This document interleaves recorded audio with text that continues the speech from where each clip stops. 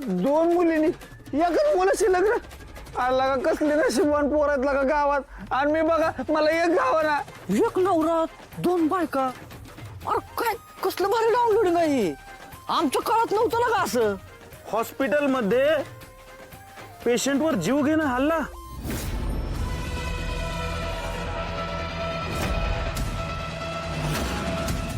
कसली बातमी आहे रे?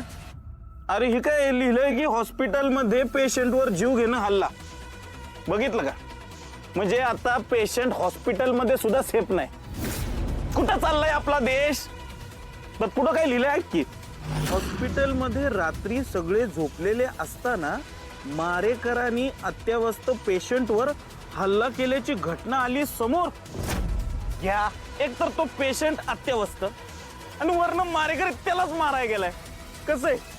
ए यार पुढं वाच की काय. दे इकडे पेपर दे. काय चालल्यात बातम्या. हॉस्पिटलमध्ये ऍडमिट असलेल्या रुग्णावर जीव घेणं हल्ला करण्याचा प्रयत्न केला. पेशंट सुखरूप आहे. पोलिसांनी हल्लेखोराला पकडलंय. हल्लेखोर आणि पेशंट यांच्यात ग्रामपंचायतच्या निवडणुकीचा काहीतरी वैर डोक्यात ठेवून केलंय.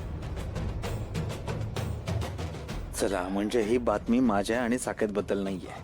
खरं तर साकेत मेला अशी बातमी आली असती तर मला जास्त आनंद झाला असता. पण साकेतने जामकरला माझ्याबद्दल काही सांगितलं तर माझीच बातमी छापून येईल. ज्या अर्थी अजून तो जामकर आणि सुधाकर माझ्या मागावर आले नाहीयेत त्या अर्थी अजून तरी साकेत काही सांगण्याच्या परिस्थितीमध्ये दिसत नाहीये. पण ही परिस्थिती बदलायच्या आधी मला साकेतपर्यंत पोचलं पाहिजे आणि त्याला मारून टाकलं पाहिजे. गोपाळ शेठ, तुम्ही काय एवढं सिरियस होताय. तुमचीच बातमी छापून आल्या ग. वाईट वाटणारच की रे. बघितलं का ना आपल्या गावात काय चाललंय. एका मागून एक खून काय होत्यात, माणसं गायब काय होत्यात, पोलीस चौकीला आग काय लागते. हे सगळं बघून मला त्रास होतो र. तुम्हाला तर माहिती मी किती नाजूक काळजाचा माणूस आहे. राहू दे बाबा असल्या बातम्या तुम्हीच वाचा.